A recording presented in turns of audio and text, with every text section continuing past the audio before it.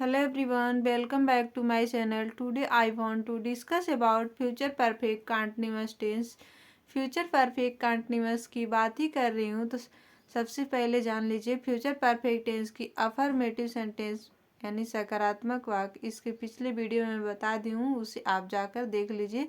इस वीडियो में मैं फ्यूचर परफेक्ट कंटिन्यूअस टेंस के निगेटिव सेंटेंस के बारे में डिस्कस करूँगी, जिसका हिंदी मीन होता है नकारात्मक वाक्य। ऐसे सेंटेंस जिसमें कार्य के न होने की संभावना हो क्या कहलाते हैं, जैसे यहाँ पे देख रहे हर जगह नकारात्मक है, निगेटिव क्या कहलाता है, नकारात्मक वाक्य। स्ट्रक्चर इसका सबसे पहले समझ लेते हैं, क्या स्ट्रक्चर है फ्यूचर परफेक्ट कंटीन्यूअस टेंस की निगेटिव सेंटेंस का। जैसे अफर्मेटिव सेंटेंस का सेम उसी तरह स्ट्रक्चर है, लेकिन यहाँ पे हेल्पिंग वर्ब और हैव बीन के बीच में क्या लग जाएगा, नॉट। सबसे पहले हमारा क्या है, सब्जेक्ट। सब्जेक्ट के जस्ट बाद हेल्पिंग वर्ब होता है। हेल्पिंग वर्ब में क्या यूज होगा, विल या shall plus not plus have been plus verb का है, वर्ब जो हमारा क्रिया होता है, मुख्य क्रिया, इसका आईएनजी फॉर्म लगेगा प्लस ऑब्जेक्ट जो कर्म होता है, सिंस या फॉर। सिंस या फॉर लगेगा, since where is use of since, where is use of for, since is use of निश्चित टाइम के लिए, फॉर अनिश्चित टाइम के लिए, प्लस टाइम लास्ट में कर देंगे। आई होप आप सभी को मेरे द्वारा बताया हुआ स्ट्रक्चर को 1 बाय 1 समझ में आया होगा। तो स्ट्रक्चर में अगर सबसे पहले स्टार्ट कैसे करते हैं ट्रांसलेटर बनाना, सब्जेक्ट को उठाते हैं, फिर helping verb, not, have been, verb का ING form plus object, since या for plus time.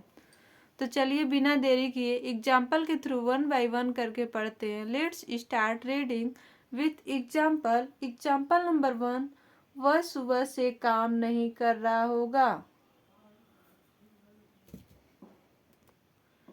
He will not have been doing work since morning. What is he हमारा क्या है, subject.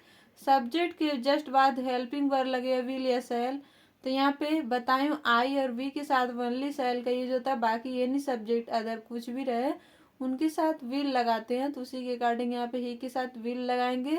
Not, will not have been, not have been. Verb क्या है, do, ING form doing. Object क्या है, work. Since, since या for लगेगा। तो सुबह से निश्चित टाइम यहाँ पे सिंस मॉर्निंग, टाइम लास्ट में मॉर्निंग। आई होप आपको समझ में आया होगा। एग्जाम्पल नंबर 2, बच्चे 2 घंटे से नहीं पढ़ रहे होंगे। इसको कैसे ट्रांसलेट करेंगे, बच्चों का English children, helping verb will या शैल, इसके साथ भी क्या लगेगा, will just verb not have been. Children will not have been, verb क्या है, रीड। चिल्ड्रेन क्या नहीं कर रहे हैं, बच्चे जो है 2 घंटे से पढ़ नहीं रहे होंगे। तो पढ़ना का रीड, वर्ब का आईएनजी फॉर्म रीडिंग, फॉर यानी 2 घंटा हमारा निश्चित टाइम नहीं है, निश्चित टाइम है, इसके लिए क्या लगेगा, फॉर 2 आवर्स। फाइनली क्या बना, children will not have been reading for 2 hours. Example number 3, Seema 2 दिन से विद्यालय नहीं जा रही होगी। इसको कैसे ट्रांसलेट करते हैं, सबसे पहले सब्जेक्ट है। सब्जेक्ट क्या है, what is subject, Seema he subject है। किसके द्वारा 2 दिन से विद्यालय नहीं जाया जा रहा होगा, ऐसे दूसरे फॉर्म में पूछा जाए, सीमा जो है 2 दिन से विद्यालय नहीं जा रही है, सीमा के बारे में बात किया जा रहा है। तो सीमा ही हमारा क्या है, सब्जेक्ट।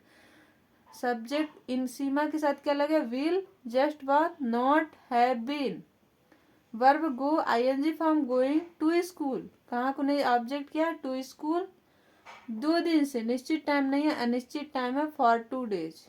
अगर यहीं पे बात किया जाता है सोमवार, मंगलवार, बुधवार, दिन का नाम लिया जाता तो वहाँ पे सिंस यूज होता है, लेकिन यहाँ पे 2 डेज, पता नहीं कौन से 2 डेज हैं, तो इसलिए यहाँ पे क्या लगा रहा है, अनिश्चित है, तो यहाँ पे फॉर यूज हो रहा है। एग्जाम्पल नंबर 4, माली 10 मिनट से पौधों को पानी नहीं दे रहा होगा। ये क्वेश्चन हमारे क्या कह रहा है, माली 10 मिनट से पौधों को पानी नहीं दे रहा होगा। इसका ट्रांसलेट कैसे करना है, गार्डनर। माली को इंग्लिश में क्या कहते हैं, गार्डनर। ये हमारा क्या है, सब्जेक्ट। इसके साथ भी क्या लगेगा, will not have been. Watering, watering the plants, यानी ये क्या हमारा वर्ब क्या है, वाटरिंग यानी पानी देना, ये क्या है इनका वर्ब, किसको, पौधों को। Watering the plant for 10 minute, यानी 10 मिनट, यहाँ पे भी फॉर क्यों लगा? 10 मिनट से। अगर वही टाइम दिया जाता, वहाँ पे बजे में दिया जाता 2 बजे 4 बजे से, तो यहाँ पे क्या लगाते हैं हम? सिंस लगाते हैं। लेकिन यहाँ पे 10 मिनट, 2 घंटे, 4 घंटे जो भी बात किया जाए तो वहाँ पे फार का यूज करते हैं। Example number 5 and last example, हम 1 साल से हिंदी नहीं पढ़ रहे होंगे। ध्यान से देखिए, इसको बहुत इम्पोर्टेंट है। We shall not have been reading Hindi for 1 year, जैसा कि यहाँ पे दिख रहा है। क्यों यहाँ पे शैल का यूज हुआ है बता दे रही हूँ, क्योंकि यहाँ पे सब्जेक्ट हमारा क्या है? वी, और मैं पहले ही बता दी हूँ आई और वी सब्जेक्ट के साथ शैल लगाएंगे। उसके जस्ट बाद सेम प्रोसेस वही रहेगा। We shall not have been, verb क्या है? रीड, रीड करना। यहाँ पे क्या है? हम 1 साल से हिंदी नहीं पढ़ रहे होंगे, रीड वर्ब है, ING form, reading Hindi, object क्या है? Hindi, for 1 years. We shall not have been reading Hindi for 1 year, यानी हम 1 साल से हिंदी नहीं पढ़ रहे होंगे। इस तरह से आप सभी को जो बताई हूँ कंप्लीट ट्रांसलेशन बना, और आई होप आप सभी का डाउट क्लियर हो गया होगा। विल या शैल लेकर के कि विल का यूज कहाँ पे होता है, शैल का यूज कहाँ पर होता है, और सिंस और फार भी बहुत इंपॉर्टेंट चीज़ है, ये भी बता दी हूँ। तो आप इस पे दिमाग में बराबर बैठा लीजिए। अगर ऐसे ही आप देखते रहेंगे टेंस, तो आप सभी को बहुत कुछ सीखने को मिलेगा। और टेंस से रिलेटेड जो भी डाउट रहे, आप नीचे जो भी टेंस में पढ़ा दे रही हूँ नीचे कमेंट करके पूछ लीजिए, जिससे मुझे पता चले आप सभी को समझ में आ रहा है कि नहीं। अगर नहीं डाउट है तो लिख दीजिए डाउट क्लियर मैम, तो मुझे समझ में आ जाएगा आप सभी को अच्छे से समझ में आ रहा है। और वीडियो अच्छा लगे तो please like subscribe. Thank you for watching.